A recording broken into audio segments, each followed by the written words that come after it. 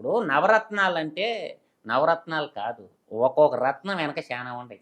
మీరు నేను చెప్తా ఒక సింపుల్గా 1 by 1 చెప్తా నీకు. రైతు భరోసా అంటే రైతు భరోసా ఒక్కటే కాదు, ఆయన ఇచ్చే 13,500 కాదు, దాని వెనక మొత్తం 12 పథకాలు ఉన్నాయి వెనక పక్క. ఆ 12లో ఒకటి 75% చేసి మిగతా పండబెట్టేసి తర్వాత వైఎస్ఆర్ ఆరోగ్యశ్రీ అన్నాడు, అది అనారోగ్యశ్రీగా మిగిలిపోయింది. చెన్నైలో చేయించుకోవచ్చు అన్నాడు, బెంగళూరులో చేయించుకోవచ్చు అన్నాడు, హైదరాబాద్లో చేయించుకున్నాడు. పాదంపై ఇక్కడ యాడ్ చేస్తారు చూద్దాం ఒకసారి, మీ కెమెరా ఎత్తుకొని పోయి చూడండి. అన్ని హాస్పిటల్లో, గ్లోబల్ హాస్పిటల్లో, అపోలో హాస్పిటల్లో ఆరోగ్యశ్రీ పనిచేస్తుందేమో. ఎవరు పనిచేస్తుందో వాళ్ళ మంత్రులకి వాళ్ళ మినిస్టర్లకి వాళ్ళు చేయించుకోరాడు వైద్యం. దీంట్లో చాలా ఉన్నాయి. ఎంత ఉన్నాయి అంటే శాంతాడంత లిస్ట్ ఉంది. ఇది వైఎస్ఆర్ ఆరోగ్యశ్రీ పథకం. అమ్మఒడి ఇద్దరికి ఎంతమంది ఉంటే అంతమంది అన్నాడు, ఒక్కరికి ఇస్తుండవు. ఇంటర్మీడియట్ వాళ్ళకి మధ్యాహ్న భోజనం పథకం నడుస్తుందా? లేదు కదా. లంచ్ అది కూడా పోయింది. తర్వాత పింఛన్ల పెంపు అన్నాడు, అదొక్కటి ఒప్పుకుంటా, చిన్నగా చేసి చిన్నగా వచ్చి 3,000కి తెచ్చాడు అది. తర్వాత పేదలందరికి ఇళ్ళు, ఇది ఒక్కటి చెప్తాను బ్రదర్. అతను ఐదో రత్నం, జగన్మోహన్ రెడ్డి 5వ రత్నం. ఇల్లు లేని పేదలందరికీ పార్టీలు, కులాలు, మతాలు, వర్గాలు చూడకుండా పక్కా ఇల్లు కట్టిస్తాం. 2వ పాయింట్, 5 ఏళ్లలో 25 లక్షలు పక్కా ఇల్లు కట్టిస్తాం. ఏ మగోడు చూపిమని 25 లక్షలు. ఎలక్షన్ వాళ్ళ మేనిఫెస్టోనే చెప్తున్నా, 5 ఏళ్లలో 25 లక్షలు ఇల్లు కట్టిస్తానన్ను. ఎప్పుడు ఎక్కడ కట్టించినో చూపించు. తర్వాత వారి పేరు మీదనే రిజిస్ట్రేషన్ చేస్తాం, ఇల్లు కూడా కట్టిస్తాం. తర్వాత ఇల్లు ఇచ్చే రోజునే ఆ ఇంట్లో అక్కా చెల్లెమ్మల పేరుతో రిజిస్ట్రేషన్. అంతేకాదు, డబ్బులు అవసరమైతే అదే ఇంటి మీద పావలా వడ్డీకి రుణం వచ్చేటట్టుగా బ్యాంకులతో మాట్లాడతాం.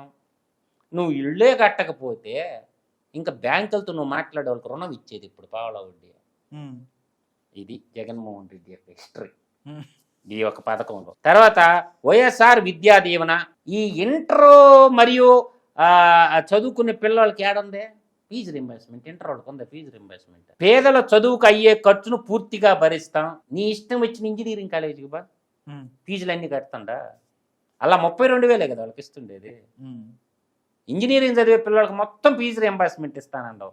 ఇవాళ MCA, MBA, PG వాళ్ళకి ఇస్తుండ ఫీజు రింబర్స్మెంట్. అడగదాం, ఏదో ఒక యూనివర్సిటీకి పోండి అడగండి. తర్వాత ఇక్కడ చూడండి, పూర్తి ఫీజు రింబర్స్మెంట్తో పాటు వసతి భోజనం కూడా అదనంగా ఏటా 20,000 ప్రతి విద్యార్థికి ఇస్తానన్నావు. అన్నం పెడతానని చెప్పును, షెల్టర్ ఇస్తానని చెప్పును, తర్వాత అదనంగా 20,000 డబ్బులు ఇస్తానన్నావు. ఇస్తుండా? ఏ యూనివర్సిటీకి నీకు నచ్చిన యూనివర్సిటీ సెలెక్ట్ చేసుకో. పోనీ కడపలోనే సెలెక్ట్ చేసుకోమను, యోగి ఏమని యూనివర్సిటీని వాళ్ళు చెప్పండి. ఆ విద్యార్థి నాయకుల్ని ABP వాళ్ళు ఉన్నారుగా, NSUA వాళ్ళు ఉండరుగా, TNSF ఉండరు కదా, SFI ఉందిగా, వాళ్ళని ఒకటి చెప్పమని బయటకు వచ్చి ఇవన్నీ మాకు వస్తుండే అని చెప్పి. ఇంకా చూడండి, జలయజ్ఞం. ఏడుంది జలయజ్ఞం? ఏడన్నా ఉందా జలయజ్ఞం? పోలవరం మేఘా కృష్ణారెడ్డి కడితే కాళేశ్వరం కాళేశ్వరం అవుద్దని చెప్పా. ఈ పోలవరం ఏమైంది? గోదావరిలో మునిగిపోయింది. ఏడుంది? ఇక్కడ చూడండి, దిగవంత మహానేత కదా, మహానేత వైఎస్ఆర్ కలలుగన్న జల విజ్ఞాన్ని పూర్తి చేస్తాం. వాళ్ళ అయ్యే ప్రాజెక్టు అక్కడ చూపించి నువ్వు కంప్లీట్ చేసిందే. పూల సుబ్బయ్య ఎలుగొండ ప్రాజెక్టు ఏంది? ప్రకాశం జిల్లా 3 జిల్లాలకు వరం అది. నెల్లూరు జిల్లా, కడప జిల్లా, ప్రకాశం జిల్లా. ప్రకాశం జిల్లా పూర్తిగా, నెల్లూరు జిల్లా 3 నియోజకవర్గాలు, పోరుమావిళ్ళ బద్దివేలు దాకా కడప జిల్లాలో పోరుమావిళ్ళ ప్రాంతం, దాన్ని నల్లమల్ల సాగర్ అంటారు. ఆయన కమ్యూనిస్ట్ ఆయన పేరు పెట్టారు దానికి, పూల సుబ్బయ్య ఎలుగొండ ప్రాజెక్ట్ అని. అయ్యిందా 2 టన్నుల? వాళ్ళ అబ్బాయి కదా కొబ్బరికాయ కొట్టిందే. వాళ్ళ అబ్బా కొబ్బరికాయ కొట్టింది. ఇంకోటి కూడా చెప్తా, NFC కెనాల్ అని ఒకటి ఉంది, సోమశల ఉత్తరపు కాలువ అని అంటారు. సోమశల ఉత్తరపు కాలువ అయ్యిందే. ఎందుకు ఈ అబద్ధాలని చెప్పటం? తర్వాత పోలవరం, పూల సుబ్బయ్య ఎలుగొండ సహా అన్ని ప్రాజెక్టులు యుద్ధ ప్రాతిపదికన పూర్తి చేస్తాం. అబ్బా, ఇది కదా చెప్పాల్సింది జగన్మోహన్ రెడ్డి. ఆయన మేనిఫెస్టోనే చదువుతున్నా 7వది నేను నీకు. తర్వాత రక్షిత మంచినీరు, సాగునీరు కలల నిజం చేస్తాం, చదువులను పునరుద్ధరిస్తాం, జలకళ తీసుకొస్తాం. అన్నమయ్య ప్రాజెక్టు కొట్టుకోపోయింది కదా, ముందు దాన్ని నిర్మించు, నీ సొంత జిల్లాలది. జలకళ సంగతి దేవుడు. 8వ రత్నం, మద్యపాన నిషేధం. కాపురాల్లో మద్యం చిచ్చు పెడుతుంది, మానవ సంబంధాలు ధ్వంసమైపోతున్నాయి. అందుకే అధికారంలోకి వచ్చిన తర్వాత 3 దశల్లో మద్యాన్ని నిషేధిస్తాం, మద్యాన్ని 5 స్టార్ హోటళ్ళకు మాత్రమే పరిమితం చేస్తాం అని చెప్పింది నువ్వే కదా జగన్మోహన్ రెడ్డి. చేసినవా? ఏ ఊర్లో పో, గొంతుకు బెల్ట్ షాప్. తర్వాత వైఎస్ఆర్ ఆసరా, చేయూత, ఇది మొత్తం దీని కింద చాలా ఉంది. 9వ రత్నం. ఈ 9వ రత్నంలో ఎన్నికల రోజు వరకు బాగా ఏనండి, మినిస్టర్లు అందరూ, ఎమ్మెల్యేలు 175 మంది ఎమ్మెల్యేలు, ఎన్నికల రోజు వరకు అక్కా చెల్లెమ్మల పొదుపు సంఘాల రుణాల మొత్తము ఎన్నికల నాటికి ఎంతైతే అప్పు ఉందో మొత్తం 4 దఫాలుగా నేరుగా వాళ్ళకి అందిస్తానన్నావు. ఇచ్చిన వడ్డీ డబ్బులు ఇచ్చి ఆసరా చెక్కులు ఇస్తండి. ఇప్పుడు అక్కా చెల్లెమ్మల నిలువును ముంచినవుగా ఇట్లా రాధాకృష్ణ గారు. అంతేకాదు, మళ్ళీ 0 వడ్డీకి రుణాల ఇప్పడం తెస్తాం. ఆ వడ్డీ డబ్బులు మేమే బ్యాంకులకు అక్కా చెల్లెమ్మల తరపున చెల్లిస్తాం. రూపాయి బిళ్ళ చెల్లించిన మీరు 10 లక్షలు లోన్ తెచ్చుకుంటారు. రాధాకృష్ణ గారు, మీరు బాగా ఆలోచించండి. పెద్ద ట్రిక్ ఉంది. ఈ డ్వాక్రా 10 లక్షలు 15 లక్షలు ఇస్తారు. ఇప్పటి నుంచి కాదు, ఆ డ్వాక్రాలు సృష్టించినోడు చంద్రబాబు నాయుడు. ఆ 10 లక్షల రూపాయలు తెచ్చిన తర్వాత ఈయనేమన్నాడు, ఆ 10 లక్షలకు వడ్డీ మొత్తం నేనే కడతాను అన్నాడు. ఇప్పుడు ఇస్తున్న చూసిన చెక్కులు ఆ వడ్డీ డబ్బులు. ఆయన అంతకుముందు ఏమన్నాడు, అక్కా చెల్లెళ్ళ పేరు మీద ఉన్న డ్వాక్రా రుణాలు మొత్తం మాఫీ చేస్తామన్నాడుగా. 10 లక్షలే మాఫీ చేస్తా అన్నాడు. ఏమైంది? చేసినవా? ఇప్పుడు ఇచ్చే చెక్కులేంది ఆ వడ్డీ డబ్బులు. వాళ్ళు 10 లక్షలు తీసుకున్నా, 5 లక్షలు తీసుకున్నా, 15 లక్షలు తీసుకున్నా ఆ వడ్డీ డబ్బులు ఎవరి చెవులో ఖాళీ పవర్ ప్రూఫ్ పెడతాడంట జగన్. వైఎస్ఆర్ చేయూత ద్వారా ప్రతి బీసీ, ఎస్సీ, ఎస్టీ, మైనారిటీ అక్కలకు తోడుగా ఉంటాం. ఏందో తెలుసు నీయా? ముద్రా లోన్లు ఉన్నాయి కదా, ఈ ముద్రా లోన్లు 50,000 దాకా ఇతౌట్ సూర్యుతో ఇయ్యాల. ముద్రా లోన్లు సెంట్రల్ గవర్నమెంట్ ఇస్తుంది ప్రతి బ్యాంకులు, నేషనలైజ్డ్ బ్యాంకులు. అది ఆ పథకాన్ని ఇటు దిప్పి రాశారన్నమాట. ముద్రా లోన్స్ కార్పొరేషన్ల వ్యవస్థను ప్రక్షాళన చేస్తూ అందరికి మేలు జరిగేలా ఏ ఒక్కరికో అరాకొరగా ఇస్తూ, అది కూడా లంచం లేనిదే ఇవ్వని పరిస్థితులను మారుస్తూ పారదర్శక ప్రమాణాలు తీసుకొస్తాం. ఇది ఒక పెద్ద అభూత కల్పన. తర్వాత ఫైనల్ చెప్తా. 45 సంవత్సరాల నిండినా, బాగా గుర్తుపెట్టుకోండి రాధాకృష్ణ గారు, 45 సంవత్సరాల నిండినా ప్రతి బీసీ, ఎస్సీ, ఎస్టీ, మైనారిటీ అక్కా చెల్లెమ్మలకు వైఎస్ఆర్ చేయూత ద్వారా మొదట ఏడాది తర్వాత దశల వారీగా 75,000 ఆయా కార్పొరేషన్ ద్వారా ఉచితంగా అందిస్తాం. అంటే లేడీస్కి 18,500 ఇస్తారన్నమాట. ఈ విధంగా అన్నీ కూడా నేను చెప్పిన ఇవన్నీ కూడా జగన్మోహన్ రెడ్డి బటన్ని నొక్కిందే చెప్తుండా. 2,53,000 కోట్లు జగన్మోహన్ రెడ్డి నేను పంచాను అన్నాడు. దాన్ని మనం ఒప్పుకుందాం అందరం కూడా. ఇచ్చిండో లేదో వాళ్ళకి తెలుసు, పోనీ ఒప్పుకుందాం కూడా. తర్వాత నేను ఇంకొక అంకి చెప్పా, ఉద్యోగస్తులందరూ ఈ 3 నెలలకు కూడా వేసిన జీతాలు 60 నెలలకి ఎంత అవుతుంది? 3,30,000 కోట్లు అవుద్ది. ఆ 3,30,000 కోట్లు ఈ 2,53,000 కోట్లు కలుపుకుంటే 5,83,000 కోట్ల రూపాయలు అయిపోయినాయి. ఆయనకి బడ్జెట్లో వచ్చిన డబ్బులు ఎప్పటికి నిన్న December 31కి ఈ 3 నెలల లెక్కలు రాల మన కాడికి. మనం చెప్పిన నేను నీకు ఎంత వచ్చింది, ఇంచుమించుగా ఎంత వచ్చినాయి అని చెప్పా, 10 లక్షల కోట్లు. ఈ 10 లక్షల కోట్లు ఈ 2 తీసేయండి, మిగతా 4,17,000 కోట్లు ఎట్టపోయినాయి చెప్పగలరా? పోనీ నిన్న తెలంగాణలో బడ్జెట్ పెట్టారు. వీళ్ళు బడ్జెటేతర అప్పులు చూపించడంలే కాగుకి. బడ్జెట్లో అప్పులు చూపిస్తారు, బడ్జెటేతర అప్పులు చూపించడం. కార్పొరేషన్లు పెట్టారు కదా, 56 కార్పొరేషన్ తాకట్టు పెట్టి. అవి నిన్న తెలంగాణలో 1,83,000 కోట్లు బయటకు వచ్చినాయి రేవంత్ రెడ్డి బయటకు తీస్తే. ఈ బడ్జెట్లో చూపినటువంటి దొంగతనంగా తెచ్చుకునే అప్పులు అనమాట. కార్పొరేషన్లు పెట్టి తెచ్చినాయి. అవి ఎంత తెచ్చినావు చెప్పమనండి బుగ్గన రాజేంద్రనాథ్ రెడ్డిని. ఇప్పుడు నిర్మలా సీతారామన్ గారు ఆంధ్రప్రదేశ్ అప్పులు 4,56,000 కోట్లు అని చూపించింది ఆమెకి బడ్జెట్లో ప్రశ్నకు సమాధానంగా పార్లమెంట్లో. కానీ బడ్జెటేతర అప్పులు అంటే కార్పొరేషన్లో తాకట్టు పెట్టి తెచ్చిన అప్పులు చెప్పాలి కదా. అవి ఎన్ని లక్షల కోట్లు చెప్పటంలే. ఎందుకు దాపెడతాడో? నువ్వు మగోనివి కదా, నువ్వు సిన్సియర్ కదా, నువ్వు దాపరికంగా పరిపాలన చేసేటటువంటి వాడి కదా.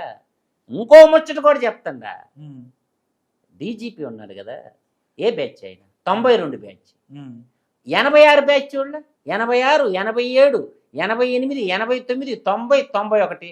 ఈయనకంటే సీనియర్లు 11 మంది ఉర్రు.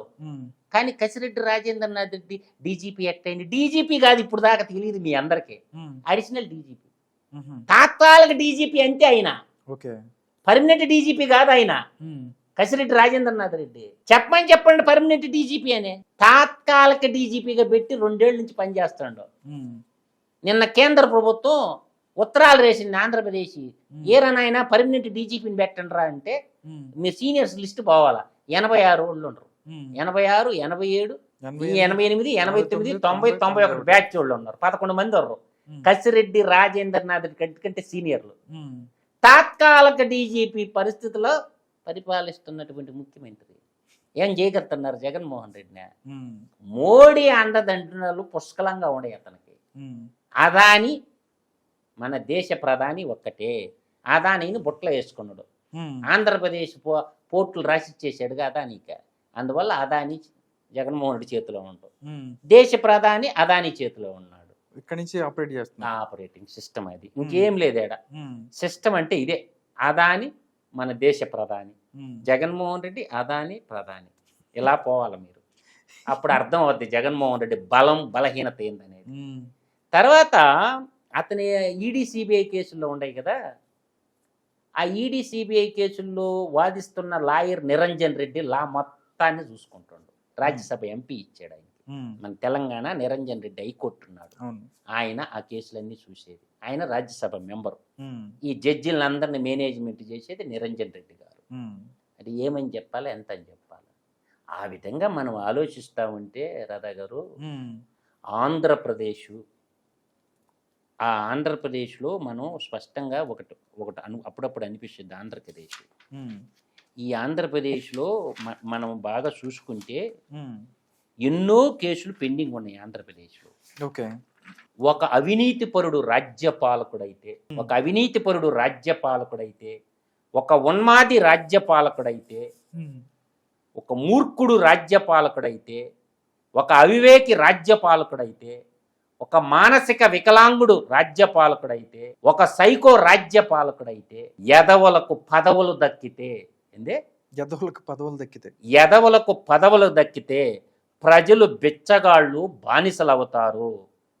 జాగ్రత్తగా ఉండాల్సింది ప్రజలు మాత్రమే. నా మాట కాదు, మహానుభావుడు చెప్పిన మాట నేను చెప్పా. మీరు ఎవరిని ఎన్నుకుంటున్నారు? కాబట్టి ప్రజల్ని బిచ్చగాళ్లేగా, డబ్బులు తీసుకుని బిచ్చగాళ్లేగా, వాళ్ళ కాళ్ళ మీద వాళ్ళు నిలబెట్టాలంటే ప్రజాస్వామ్యంలో స్వేచ్ఛగా ఓట్లు వేసుకోవడం కూడా. రెండోది ఏంటంటే ప్రజలను కూడా నిందించడానికి లేదు ఇక్కడ. ఫైనల్గా చెప్తున్నా, క్యాండిడేట్ సెలక్షన్ కూడా అనేది ప్రజాస్వామ్యబద్ధంగా జరగటంలా. రాజకీయ పార్టీలు వాళ్ళకి నచ్చిన వాళ్ళకి బీఫామ్లు ఇచ్చుకొని ప్రజలు ఓట్లు వేయమంటున్నారు. కానీ ముందేం చేయాలంటే రాజకీయ పార్టీలకి ఎలక్షన్ జరిగి తర్వాత ప్రజా బ్యాలెట్ జరిగితే బాగుంటుందన్నమాట. ఎవరు డబ్బులు ఇస్తే వాడికి బీఫామ్లు ఇస్తారు. కాబట్టి అందరూ ఒకటి, అన్నీ ఆ తాను మొక్కలే.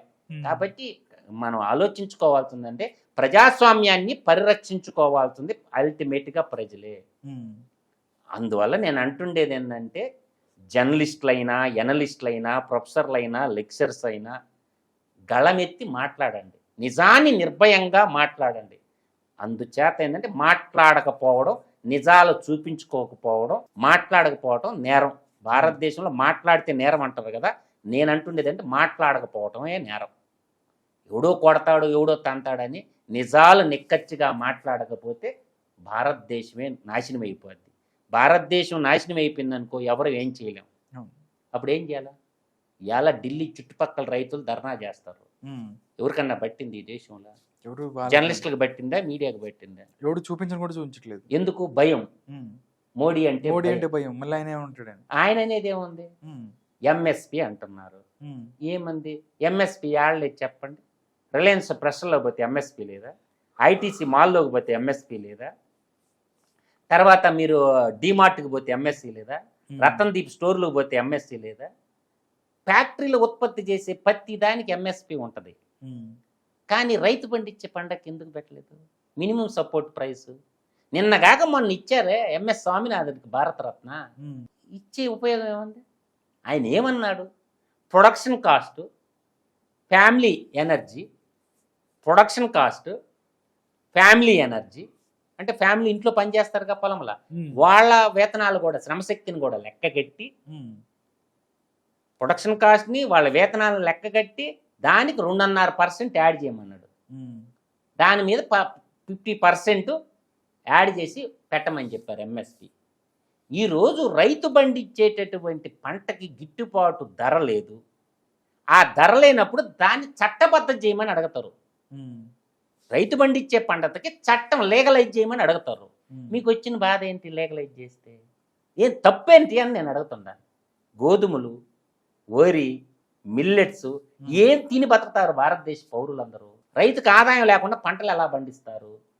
అందువల్ల ఏంటంటే ఎంఎస్పి అనేది లీగలైజ్ చేయటం, చట్టబద్ధత చేయటం అనేది రైతుల హక్కు. రెండోది ఏంటంటే రైతులకు పింఛన్ ఇవ్వమని అడుగుతున్నారు. రెండే ఆడుండేది డిమాండ్లు. ఒకటి మినిమం సపోర్ట్ ప్రైస్ని చట్టబద్ధత చేయండి. రెండేమని అడుగుతున్నారు? రైతులకు పెన్షన్ ఇవ్వండి, రైతులకి పెన్షన్ ఇవ్వండి. దేశానికి అందరికి అన్నం పెట్టే రైతులకి ఎందుకు పెన్షన్ ఇవ్వలేకపోతారు? పోనీ ధాన్యం మీరేమన్నా సేకరిస్తారా అంటే అది లేదైపోయా. ఏ రోజు కూడా మినిమం సపోర్ట్ ప్రైస్ ఏ రైతుకి లభించాల. తెలంగాణలో చూసుకోండి, ఏపీలో చూసుకోండి. ఇలా కిలో రైస్ కొనాలంటే 65 రూపాయలు ఒరిజినల్ రైస్. భారత్ రైస్ అంటున్నావు కదా 29 రూపాయలని. యాడ్ పెట్టిండు స్టోర్లు. రోజు టీవీలో యాడ్లేనా? కనిపించలేదు. నేను కూడా చాలా సార్లు ఎతికా. ఏదే భారత్ రైసా? కనీసం నువ్వు రూపాయి బియ్యమీని ఊరు అడగటంలా.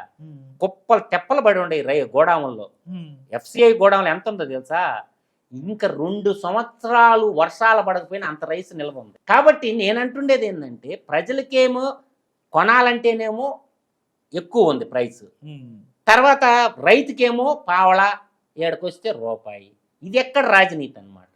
అందువల్ల ఏంటంటే అన్ని ప్రభుత్వాలు కూడా ఇవాళ సాఫ్ట్వేర్ తీసుకో, ఇంజనీరింగ్ తీసుకో, కెమెరామెన్, జర్నలిస్టులు, రైతుకు వచ్చేది ఎంత?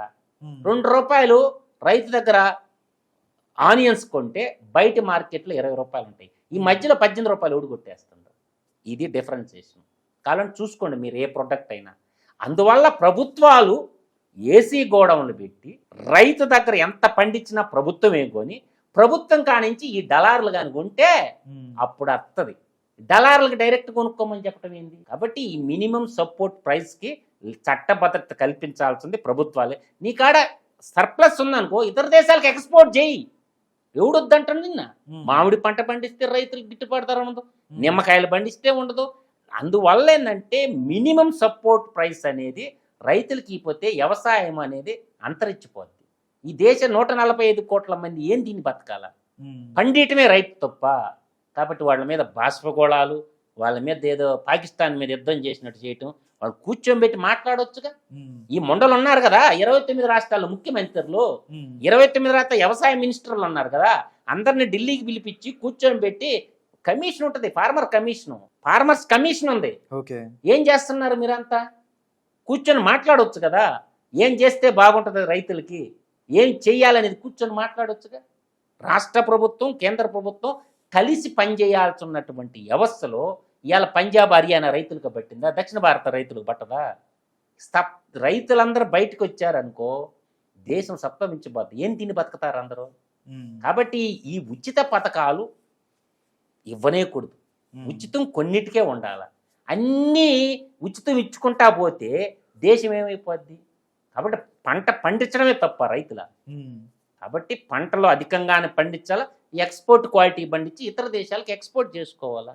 ఎందుకు వీళ్ళు రూపాయి బియ్యం ఏంది ఊడియమంటండి? వీళ్ళ రూపాయికి 10 రూపాయలు అన్న అమ్మంటారా బియ్యం? రూపాయికి ఇచ్చేది బియ్యం. అందువల్ల ఏంటంటే రైతు ఉద్యమం, రైతు కన్నీరు అనేది ఎద్దేడిచిన ఇల్లు బాగుపడదు. కాబట్టి రైతుల్ని జాగ్రత్తగా చూసుకోవాల్సినటువంటి బాధ్యత ప్రజాస్వామ్యంలో ప్రజలందరి బాధ్యత.